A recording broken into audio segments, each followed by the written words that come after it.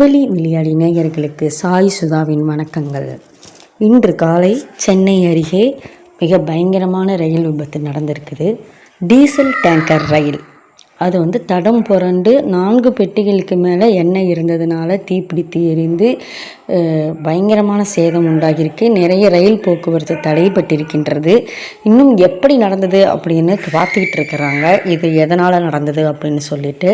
இது சென்னையில் திருவள்ளூர் அருகே நடந்திருக்குது. ஜோலார்பேட்டைக்கு போய் கொண்டிருந்த ட்ரெயின் இது அப்படிங்கிற வரைக்கும் தான் தெரிஞ்சிருக்கு.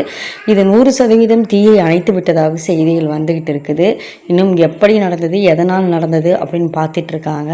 ஆனால் தொடர்ந்து நடக்கும் வாகன விபத்துகள், முதல்ல ஃப்ளைட் ஆச்சு, அதுக்கப்புறம் ட்ரெயின், வேன், ஸ்கூல் வேன், இப்படி தொடர்ந்து ஆகிட்டு இருக்குது. இது எங்கே போய் எதனால் ஆகுது?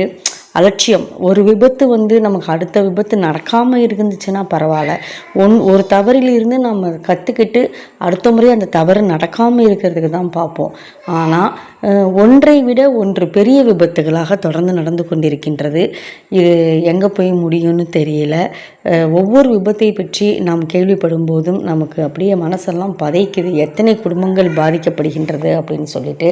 அது இல்லாமல் இந்த ரயில் போக்குவரத்து பாதிக்கப்பட்டதுனால அதில் போகிறதுக்காக பயணித்து கொண்டிருந்த பயணிகள் எங்கே போகிறதுக்கு பயணம் செஞ்சுக்கிட்டு இருந்தாங்களோ, அந்த எந்த எமர்ஜென்சி போயிட்டு இருந்தாங்களோ அதெல்லாம் பற்றி யோசிக்க வேண்டியதாக இருக்குது.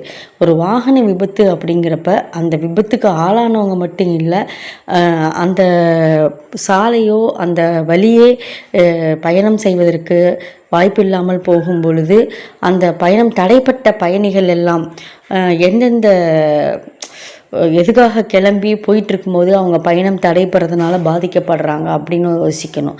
அதனால தான் இந்த மாதிரி விபத்துக்கள் அதிகமாக பாதிப்புகளை ஏற்படுத்துகின்றது.